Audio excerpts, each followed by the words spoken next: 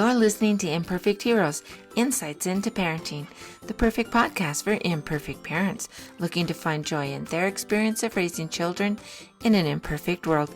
And I'm your host, DJ Stutz.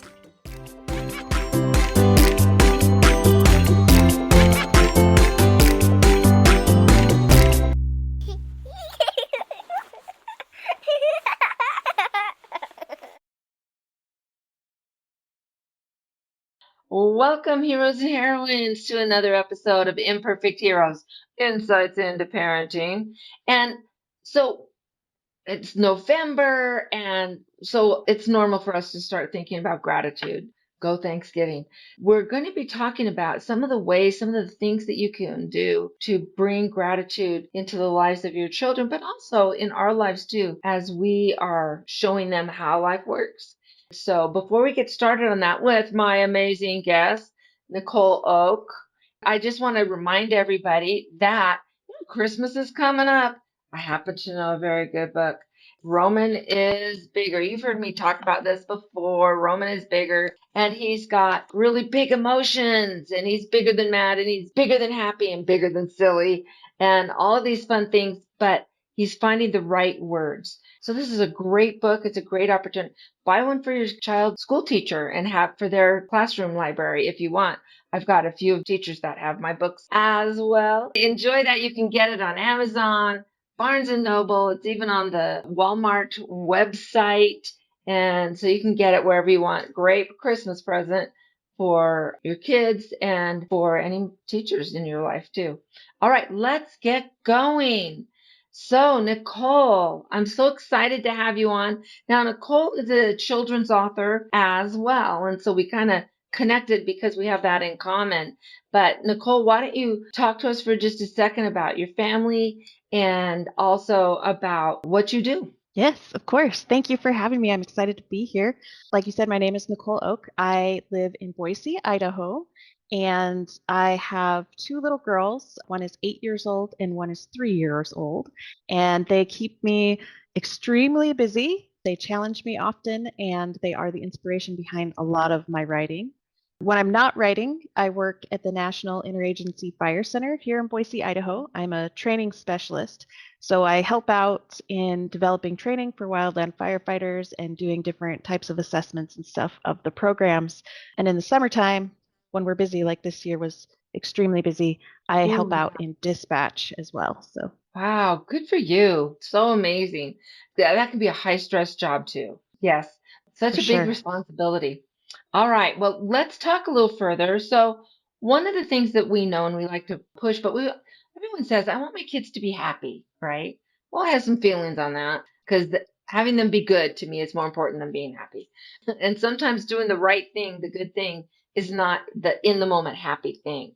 But one of the things that we can do to really ensure and promote happiness in our kids is to help them to look around in their lives and see all the things that they are grateful for and all of the things that can work in their favor. And so really helping them with gratitude helps them with being generally happy. Study after study after study shows this.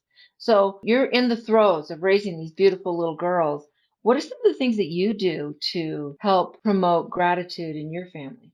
I would say the biggest change that we made in our family to promote gratitude is we say thank you all the time. Mm. And this actually started not because of my kids, but because my husband and I were kind of struggling. We were both feeling a little unappreciated for all of the things that we did. And I don't remember what the incident was that resulted in us changing our behavior, but we started just saying thank you. It was kind of my husband's job to take out the trash, and I made it a point to say thank you when he did it. It was kind of whatever was my job, he made it a point to say thank you when I did it. And that is something that we've also instilled in our girls. So if we ask them to do something, even if it's an expectation, like to pick up their toys, things like that, we say thank you afterwards. Please bring your dish to the sink when you're done eating. When they bring it to the sink, I say thank you. And it's kind of become something just natural in our lives, but it's amazing what a difference it can make in how we interact together because we don't feel unappreciated anymore. It's like, okay, I'm doing these little things and it's making a difference and they're noticing and they care. And I wasn't sure, as I think often parents, we aren't sure if what we're doing is making a difference, if it's actually having an impact on our kids. And I went to the end of the year parent teacher night a few months ago when school was getting out. And my daughter's math teacher made it a point to tell me that she is one of the kindest, nicest girls in class. And I'll tell you what, I hand out a worksheet for her to do, and she says, thank you. Mm. And I was just like, okay, it's resonating. What we're doing is making a difference. She's taking it into the world. She's saying that thank you. She's appreciating what other people are doing. Yeah. You brought up two really amazing points that I really connected with was that you made it a cognitive decision. You had a goal and you made a decision to bring that thank you into your family's lives. And so you changed your family structure and traditions in a little bit, but you did it purposefully. You knew what you were doing and you were setting it up. And that is so key with really any values that we're teaching our children is that we know what we're doing and we're setting up a plan to make this happen. And so that is so key. I'm so glad that you brought up that you did that. And then the other thing was that even the little things like bringing your dish over or taking the trash out or all these little things. And I know I've talked to some of the parents, a few of the ones that I've coached, have had this attitude, well, that's their job. Why should I thank them? So that's what they're supposed to do. And so I remind them that, well, what if you spend all day making your child's very favorite dinner? Maybe it's their birthday or whatever, or they got straight A's or they went from D's to C's, whatever. How would you feel if you worked so hard, complicated recipes, you made it happen, and they don't even acknowledge that? They just eat it and leave. They don't even acknowledge it. Well, it's your job to cook dinner. It's your job, your responsibility to make sure that they are well fed. Why should they have to say thank you? Well, they should. And so I think seeing and noticing those little things, your daughter noticing and saying thank you when the teacher's just handing out a worksheet. Mm-hmm. Thank you. And it really changes the way other people feel. So when we talk about doing service, just that act of saying thank you to someone for something small or big, but let's get them noticing those small things. Think of the service that does to your child as they are acknowledging someone's been kind to them to the person that they're saying thank you to. And then it's like that pebble in the pond, right? It ripples out, and you have no idea how that is going to spread out now that maybe you've changed someone's mood or they're feeling better about themselves. What does that change in their reactions with other people? And it just spreads out. I love that you said those things. Thank you. Yes. And it, like you said, it can make such a big difference. Yeah, it can. I know one of the things, and I've mentioned this in some of my other podcasts before.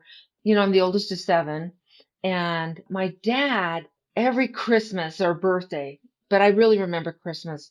It'd be Christmas morning, there's all these presents, and our family, you opened one at a time, and everybody saw what you got, right? It wasn't this rush all.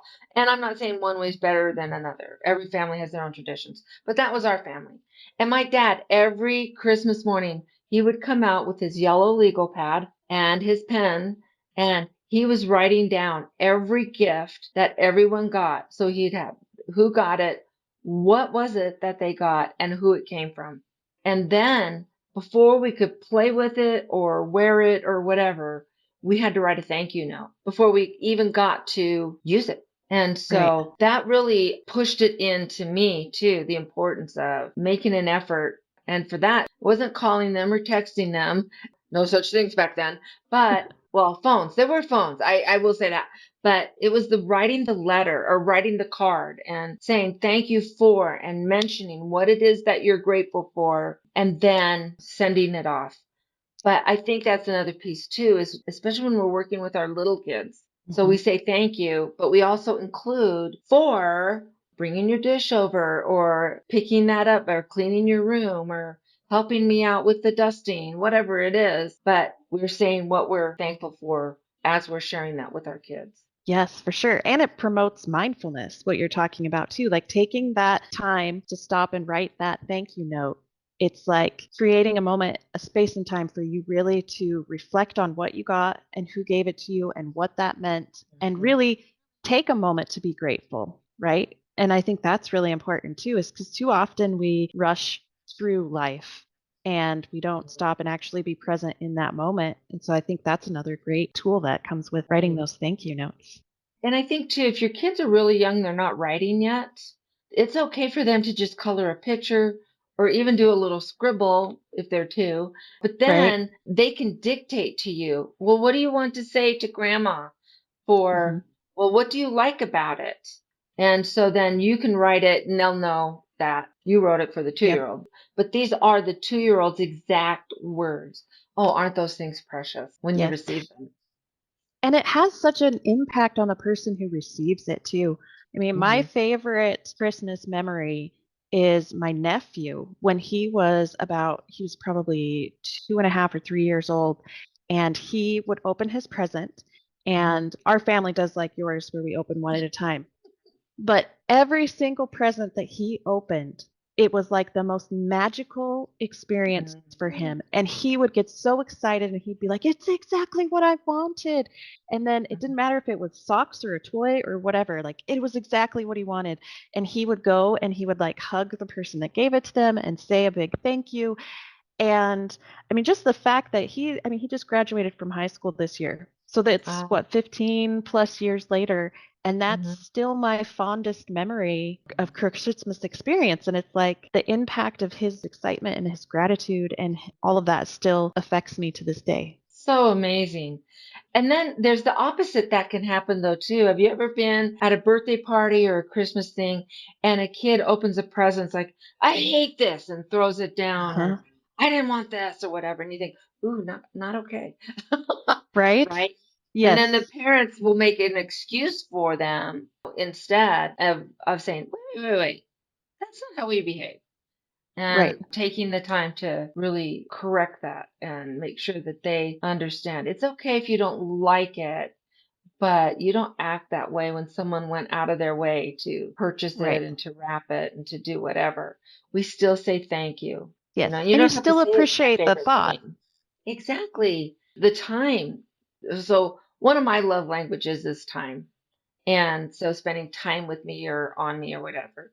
And so for me, it means so much more to have a gift that I can see that they thought about it. You know what I mean? That they Mhm. considered who I am and what my interests are. Because to me, greater than the gift is the time they put into What they thinking were. about Yep. it, getting it, doing all of that. But yeah, I would say if you have a child that's doing that, it's time to take action. Yes, for sure. So we've got that saying thank you and noticing those little things. Is there anything else that you guys do with your kiddos that helps them understand what a blessed life they have? We try to encourage taking a few moments and talking about the good things that happened in the day. So at the end Mm, of the day, lovely. we do, what went well. Sometimes we also include like what didn't go well, just so that gives a different opportunity to talk about emotions as well. And what we're thankful for, like what we were appreciative of from that day. And so, again, it's kind of that moment to stop and reflect and really think through. And even as an adult, sometimes it surprised me when it's my turn and I'm like, okay, let's stop and think about the day. And I'll remember something that in the moment, I didn't realize how grateful I was that that had happened. But Mm, when I took the time to stop and reflect and think about it, I was like, you know what? That was really cool. And I am really grateful for that. And so there's so much to be grateful for, and we just sometimes kind of rush through it and don't notice it. So yeah. that's another practice I really like to do. I love that you are verbalizing it. Your kids can hear you. So, wow, that was wonderful. Or, man, I thought this wasn't going to work out well. Or I was really upset when this happened. But wow, down the road, I can see that that negative thing actually was a positive thing. God's hand Right? kind of a thing. That we've been blessed with what I thought was a bad thing, but that was a huge blessing when you're having those kinds of conversations, even if you're just having them with yourself out loud. The kids will hear that and they'll pick up on Yes. that and they'll start learning from that. Yes. And that's one thing we try to do too is verbalize our emotions and kind of almost not narrate our whole entire lives. But when I'm having big emotions, I do try to narrate it for my kids. And I Hmm. try to explain to them what's happening. And I try to, you kind of mentioned your second book you have coming out, the importance of Yeah. that vocabulary. And I try to teach them that because there's a difference between being mad and being frustrated and being overwhelmed and being disappointed. And too often we like to like group it all under mad, happy, and sad. And it's like Mm-hmm. there's so many more emotions out there. And the more we can kind of narrate what we're feeling, the easier it'll be for our kids to know what they're feeling. And it just has such a wonderful ripple effect. You are so, so right. In all my years of teaching kindergarten, I had kids come in that the only emotions they could identify were happy, mad, and scared. Some of them would throw in hungry. That's not really an emotion, but it affects our emotions. Yes. Yes. And so as we would work to build that vocabulary and they can better express more pinpoint how they are feeling, what they are thinking, that kind of stuff, they do calm down faster. They are then able to manage, okay, I am terrified. Okay, so what am I going to do about it? Well, do I need to run? Do I need Right. to get away? Or do I need to turn off the TV show that's scaring the crap out of me? Or do I need to get a grown up to come and help me because I'm really scared about the way this other person is behaving, whether it's another child or an adult that is behaving that is really scaring them, terrifying them, frightening them. There's all of these terms that we can use. And you can go and talk to an adult. They're going to react differently than when you say, "Oh, I'm scared," or "I am terrified." There's a different reaction that comes into place with that when you're able to use those words. And so there's all of that. I think too, another thing that we can do with gratitude and in our family, and let me know what your thoughts are on this, but sibling rivalry is such a thing. And guess what? Oh, it's normal, right? Yes. In fact, Yes. it's important in some episodes to have that sibling rivalry because that's a safe place generally for them to get some practice with their problem solving skills and with how to use kindness and how to do all of these things. But one of the things that I've had some of my families do is, and much like what you were talking about, at the dinner table, there were two things. Number one was, who did you help today? I like that. And number two was, who helped you? And Yep. then they're starting to think, because that's an exercise in gratitude as well as recognizing every day, in fact, every moment, really, there's someone helping you somewhere, somehow. Someone's working on your behalf somewhere. And so helping kids see that and realize that. And when you make that a part of your family tradition, whether it's at the dinner table, I love dinner table conversations and dinner not in the car from a bag. But Right. some days you just got to. Some days you just got to. Yes. But you want to make sure that there are days when you're sitting around and talking. But what a great way to have and instill that dinner conversation time. Or maybe it's while they're in the bath or while you're getting ready to go to sleep. And that's part of our calming down and feeling good. And we're ending on these good thoughts, positive thoughts that are going on. How do you help that then? Maybe in your family? Yeah, no, I think that's a great idea. I love adding those two questions about, who have you helped and who has helped you. I think that's something that I'm going to start asking and adding into our routine because I think that's really cool. I love the idea of doing it even at bedtime as kind Mhm. of leaving it in this positive, safe Mhm. space before you go to bed. And what a great way to be thinking about all those good things right before nighttime. I love that. Yeah. Yeah, it's fun. So last summer, I had one of my grandsons, 6 years old. We had him for 7 weeks, kind of helping out with childcare and family and stuff. But kids give the best prayers, don't they? And Oh, so it yes. was so cute listening to his prayers. Like, so I'm thankful I got to play with the cats, and I'm thankful that I made a friend, and and it's all these little teeny things. I had good food to eat, and Nana didn't make lima beans, he had things he didn't like, but it's just how he noticed all these little things in his prayer.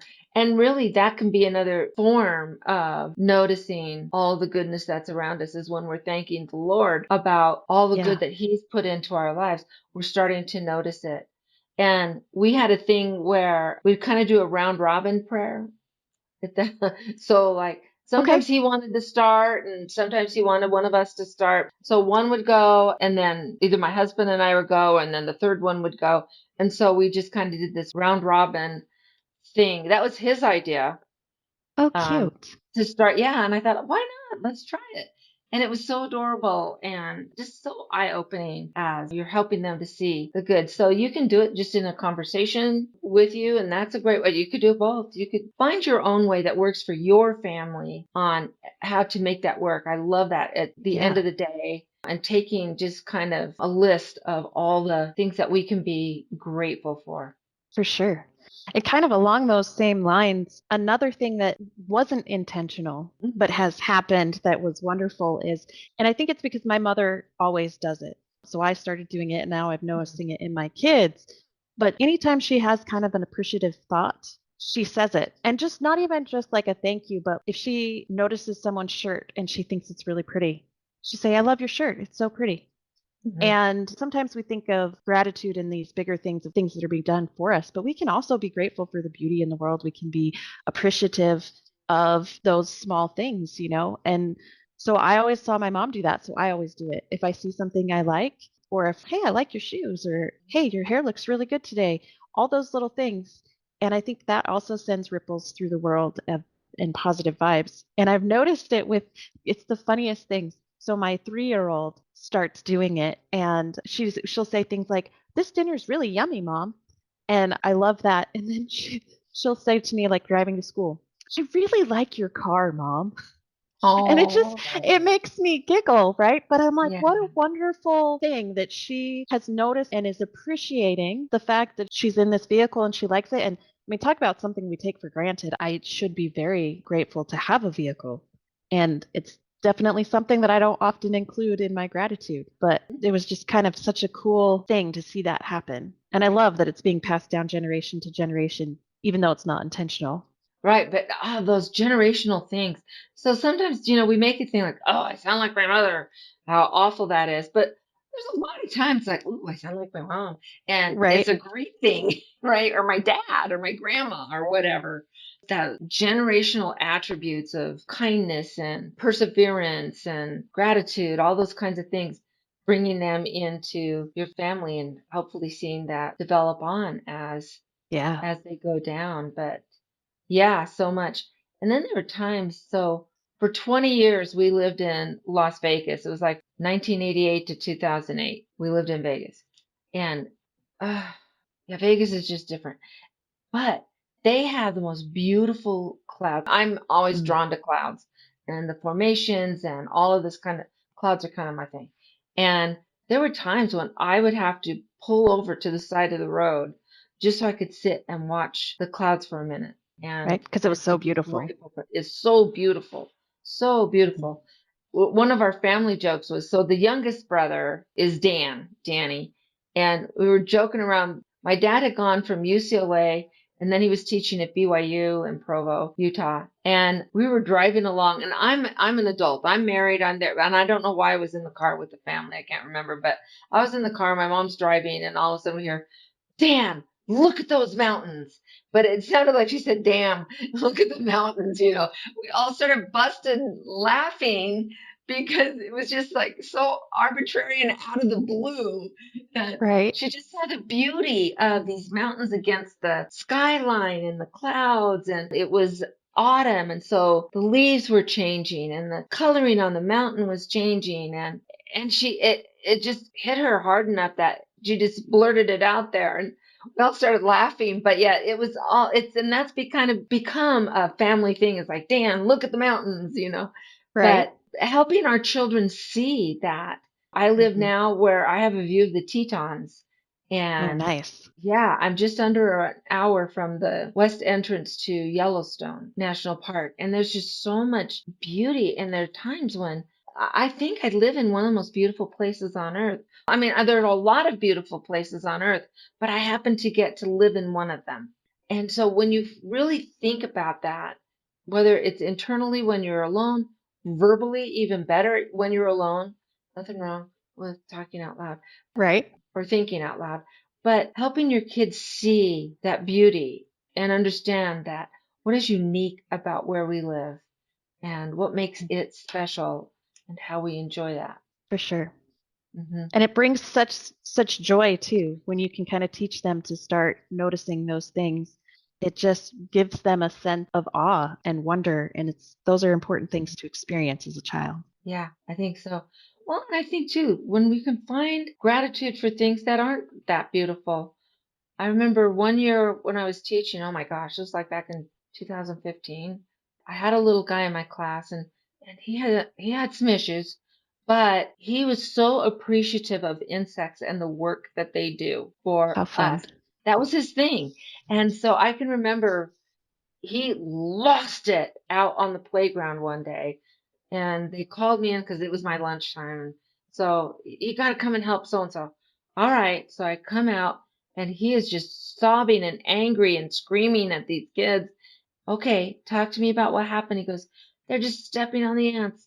Why would you do that? Why would you just step on the ants for fun? They help us. And he was going into how they help take care of all of the debris on the kindergarten, the debris on the earth. And I mean, he had all these Oh, terms, but he had this great appreciation for insects. No matter yeah. what, the kids would be like all scared, bees, and he's like, they're not going to hurt you, and they help us, and do you love honey? They give us honey. And he'd start going into his dissertations. Oh, So sometimes things that you don't think of an ant as being particularly beautiful, maybe unless you're another ant, but it's finding beauty in some of the things that we don't normally find that beauty in. right. Yeah, for sure. And appreciating the things that they do for us. And everything serves a purpose. I believe everything's here for a reason. And so to be able to see that is really important. And you kind of mentioned it before too. You know, there's been multiple times in my life where I haven't gotten what I wanted, whether it be a job or a promotion Mhm. or things like that. And then months, even a year down the road, I look back and I Yeah. think, that happened for a reason. And I'm so grateful, even though it was not fun in that moment. I'm so grateful Yeah. that happened because it could have been so much worse. Yeah. And Absolutely. talking about those things with our kids too. I mean, you know what, making sure it's all age appropriate and everything, but sharing those experiences with them I think is important too because then they can understand and maybe start to look for those things in their lives too. Yeah. Back in September, one of my episodes was with a guy, Jeff Nelligan. He was talking about a time when they lived in DC and he worked with political campaigns and different Oh, things. And so people he worked for did not win. gotcha. And so his job was done. He lost his job. And Right. so he comes home and kind of bummed out. And then he said that Sunday, as was their normal, he has three boys. They went to play football on the high school football field and just do their thing. And then normally they would go after that to go get some donuts. And that was just kind of one of their Sunday traditions. And so he said, okay, guys, one more, and we're going to go off and get donuts. And was it his middle or his youngest son? One of his sons said, Dad, we can't afford that. You just lost your job. And he said, yeah, it's the end of the world. Come on, let's go. Like, Right. it'll all work out. It's all going to work out. Your dad has this and we can afford donuts. Donuts. Yep. And so it's like, oh, we think all of these things are so big and horrible that are happening to us or for us or whatever, or because of us. Yeah.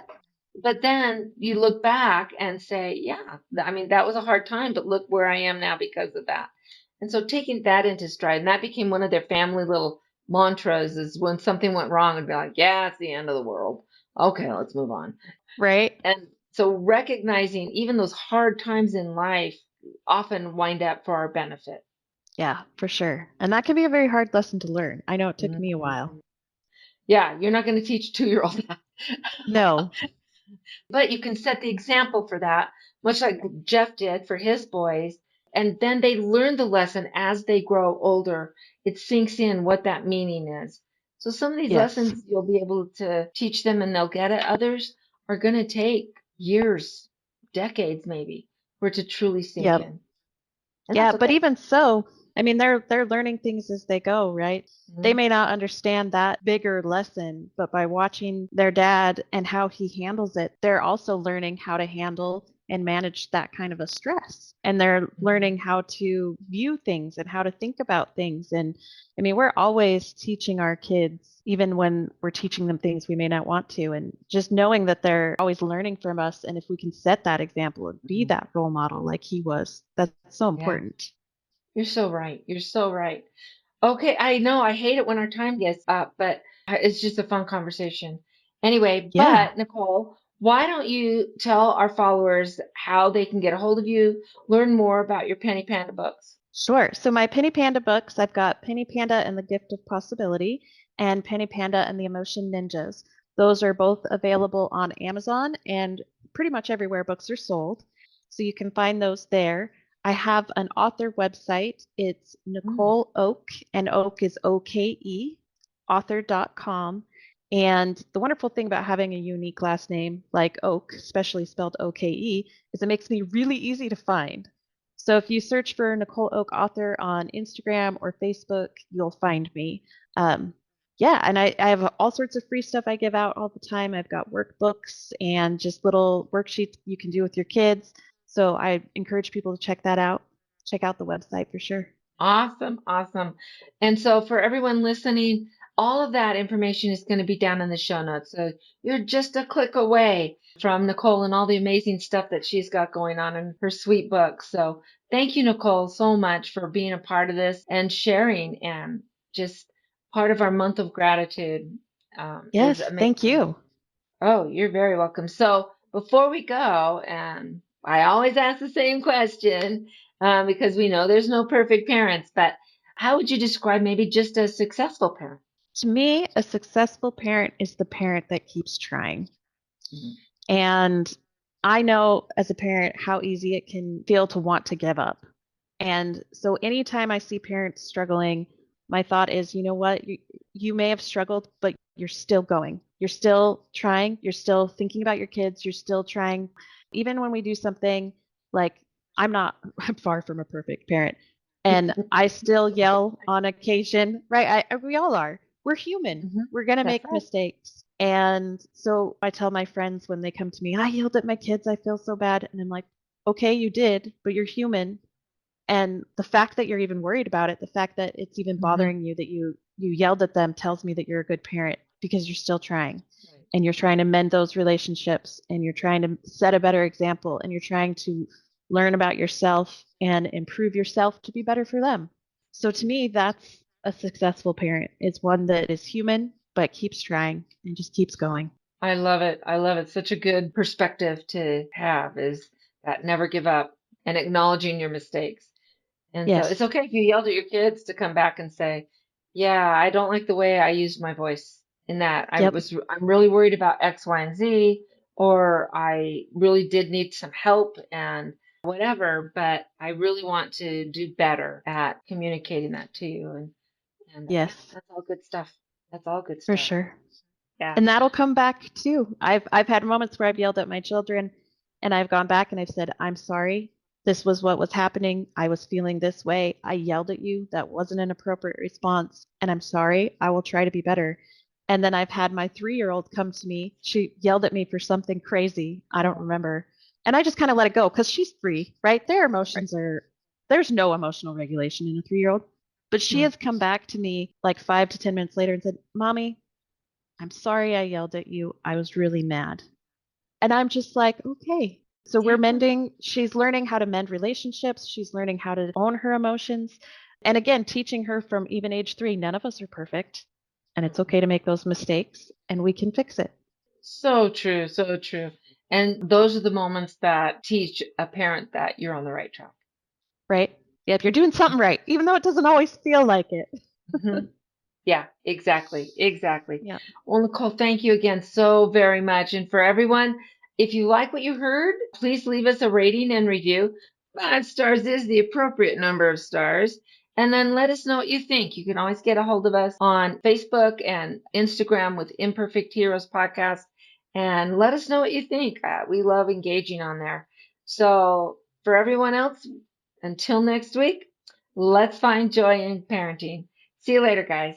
Thank you so much for sticking around to the end of today's episode of Imperfect Heroes. Parenting is truly one of the most rewarding journeys we can take, but let's face it, it can be incredibly challenging, and sometimes we make it harder on ourselves than it needs to be. The good news is that with a little bit of work up front, there are practical steps you can take to bring more peace and joy into your family life. I am passionate to share these strategies and insights with you. If you're ready to step on the path to joyful, effective parenting, I invite you to schedule a family checkup. Just click on the calendar link in the show notes below, schedule a time that works perfectly for you, and let's work together to create a more harmonious and happy environment. And remember, every small step that you take today makes a big difference. So thank you again for joining us, and until next time, let's find joy in parenting.